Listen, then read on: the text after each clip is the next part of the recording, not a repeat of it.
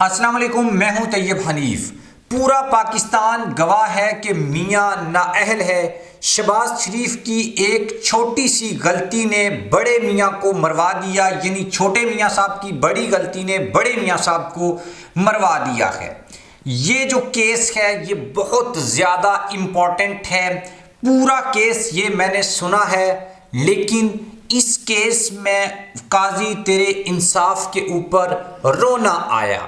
ये केस जो है वो बेसिकली अगर आप इसके रिमार्क्स देखें, चीज़ों को एक दूसरे के साथ इंटरलिंक करके देखें, तो मैं ना इसकी एक समरी जो है वो आपके सामने रखूंगा और आपको ये बताऊंगा कि मियां साहब की जो नाअहली है इसमें मामला जो है वो असल में कहाँ पर अटका हुआ है।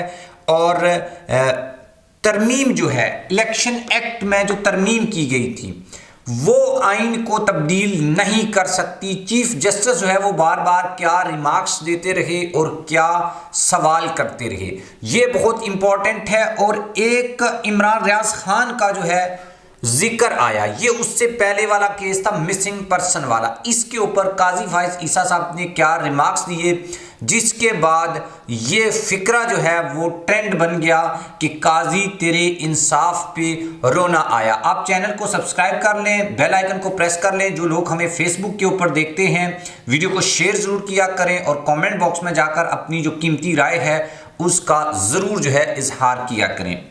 अच्छा नाज़रीन, आज का जो दिन है वो सुप्रीम कोर्ट के हवाले से बहुत ज़्यादा इम्पॉर्टेंट रहा है। तीन जो हैं वो इम्पॉर्टेंट केसेस आज अदालत में थे। एक अदालत में केस ये था कि मिसिंग पर्सन, ये एक बहुत पुराना मसला है। इस्लामाबाद में महरंग बलोच की क़यादत में बलोच जो ख़वातीन और बच्चे हैं वो प्रोटेस्ट कर रहे हैं, उनके कुछ मुतालबात हैं जिसके ऊपर कल अनवारुल्लाह काकड़ साहब ने एक बड़ी सख्त जो है वो स्टेटमेंट भी जारी की। एनीवे इसके ऊपर भी अच्छा, इसी केस में इमरान रियाज खान का जिक्र आया तो काजी फायज ईसा ने पूछा हु इज़ इमरान खान, इमरान रियाज खान कौन है। तो इसके ऊपर जो है ये मामला बना कि काजी तेरे इंसाफ पे रोना आया कि काजी साहब मुल्क का चीफ जस्टिस जो मनसब जो है वो इंसाफ के मनसब के ऊपर सबसे बड़ी पोजीशन के ऊपर बैठा हुआ है। एक बंदा 4 महीने गायब रहा, उसका केस लाहौर हाई कोर्ट में चलता रहा, उसके साथ क्या कुछ हुआ और क्या कुछ नहीं हुआ ये एक रिकॉर्डेड बात है। तो लेकिन हमारे चीफ जस्टिस साहब जो हैं उनको इसका इल्म नहीं है। इसके ऊपर अफसोस के सिवा मेरे ख्याल में कुछ भी नहीं किया जा सकता। अगर आप कुछ कहना चाहते हैं तो कमेंट बॉक्स में लिखें। अच्छा, आगे चलते हैं। आगे जो दूसरा केस था वो केस था ये जो आरओज़ वगैरह हैं, एक कोहाट का आरओ है उसको तब्दील किया गया है। वो पेशावर हाई कोर्ट के फैसले को चीफ जस्टिस साहब ने मुअत्तल कर दिया और उनको बहाल कर दिया और कहा कि ये होछे हथकंडे हैं जो बेसिकली इलेक्शन को डिले करने का जो है वो सबब बन सकते हैं। अब आते हैं मेन केस की तरफ। मेन केस वैसे तो ये सियासतदानों और एक आम शहरी से लेकर हर पाकिस्तानी को ये केस जो है वो इम्पेक्ट कर सकता है। ना तो मैंने इलेक्शन लड़ना है और ना आपने वज़ीर आज़म बनना है। तो मसला क्या है? मसला है जहांगीर खान तरीन और नवाज शरीफ का एट दी एंड, क्योंकि नवाज शरीफ ही वज़ीर आज़म का उम्मीदवार है, मैं तो और आप तो नहीं है ना। तो ये जो केस है इसमें सुप्रीम कोर्ट ने बेसिकली 62 जो 1F है उसके तहत जो है वो नवाज शरीफ को डिसक्वालीफाई किया है।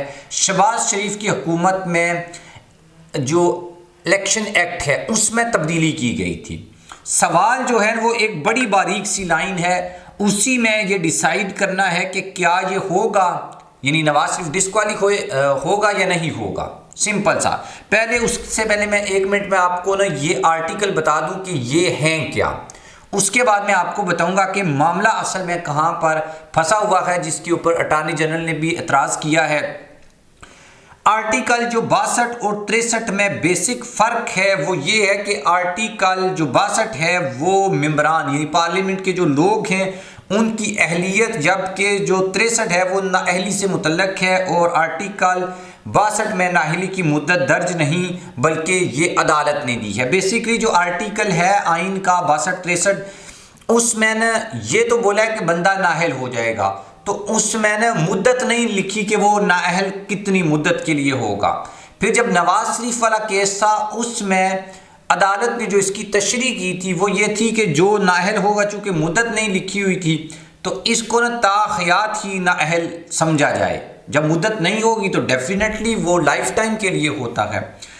और अटॉर्नी जनरल ने कहा कि जब तक अदालती फैसले मौजूद हैं ताहयात नाअहली की डिक्लेरेशन अपनी जगह कायम है। मतलब कि अभी तक जो बंदा भी पार्लियामेंट के यानी कि नवाज शरीफ के जो कागजात नामजदगी हैं ना वो मुस्तरद हो जाएंगे, क्योंकि नवाज शरीफ साहब अभी ताहयात नाअहल हैं जब तक अदालत का ये जो फैसला है ये मौजूद है। अच्छा, आगे बड़े इंपॉर्टेंट जो हैं वो रिमार्क्स भी हैं और क्वेश्चंस भी हैं कि भाई क्या अदालती फैसले को तरमीम से ख़त्म किया जा सकता है? नहीं, ये सबसे इम्पॉर्टेंट है और नवाज शरीफ की फेट किस्मत का फैसला इसी सवाल के जवाब में छुपा हुआ है।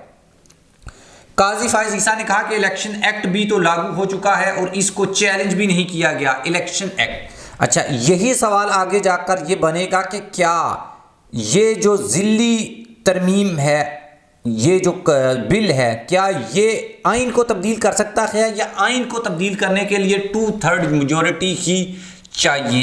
ये जो है, अच्छा, सबसे ज़्यादा जो इसके ऊपर क्वेश्चन उठाए हैं वो जस्टिस मंसूर अली शाह साहब ने उठाए हैं। वो ये कहते हैं, सवाल ये है कि क्या ज़िल्ली आइनी कानून साजी से आइन में रद्दो बदल मुमकिन है?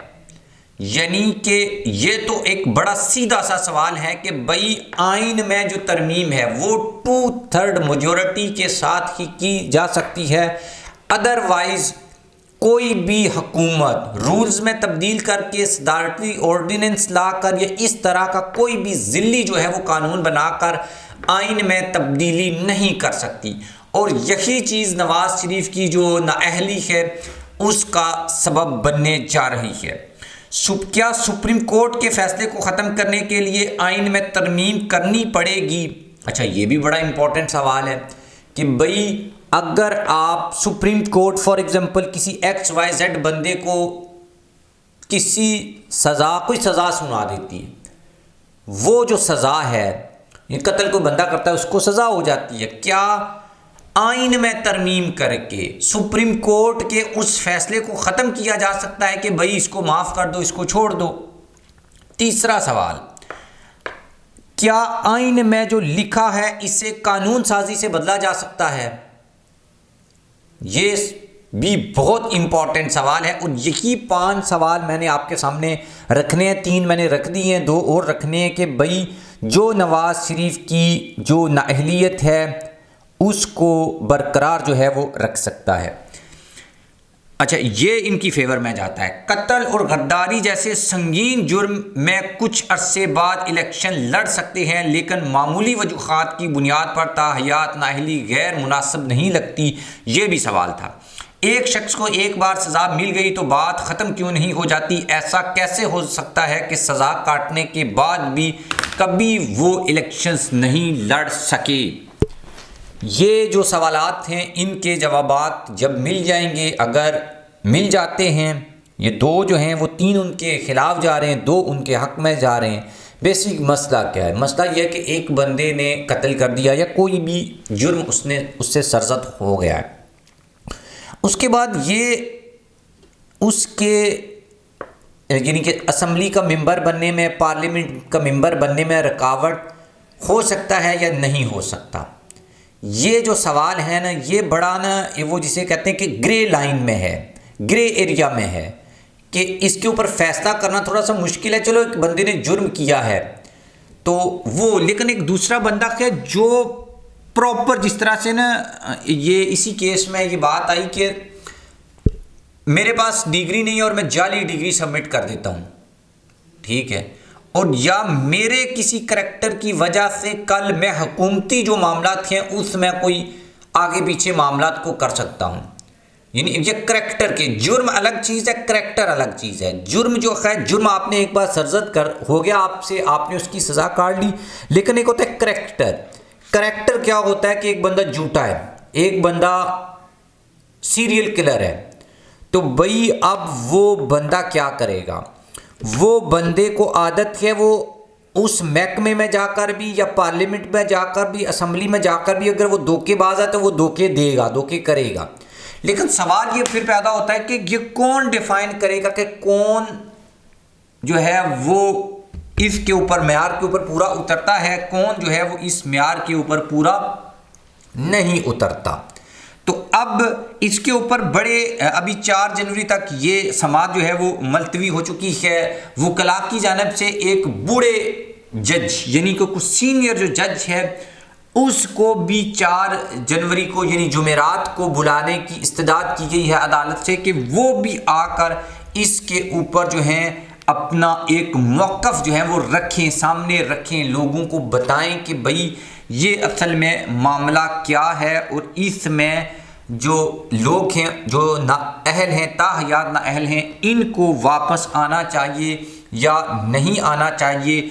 एक बात तो जो है वो क्लैरिटी के साथ सामने आ चुकी है, वो बात ये है कि शहबाज शरीफ की जानिब से जो इलेक्शन एक्ट में तरमीम की गई थी उसका कोई भी यानी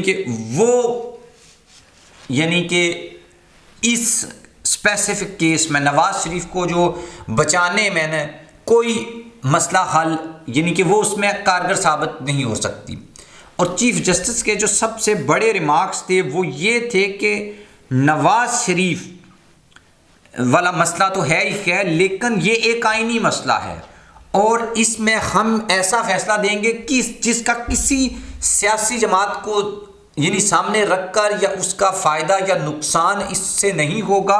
हम एक जर्नल जो है वो स्टेटमेंट देंगे और ये जो चीज़ है ये अगेन नवाज शरीफ के लिए ना प्रॉब्लम क्रिएट कर सकती है। असल चीज़ है कि आप जब भी कोई फॉर एग्जांपल एक बंदा कहता है कि यार मैंने आज से ये अच्छे काम करने शुरू कर देने हैं, और कवानीन में भी यही होता है कि कानून जब बनता है ना या नया जो कानून बनता है वो आप उसको पीछे से अप्लाई नहीं कर सकते। मतलब ये कि भाई 20 साल पहले जिस बंदे को सज़ा हुई थी ये कानून उस बंदे के ऊपर भी इम्प्लीमेंट होगा।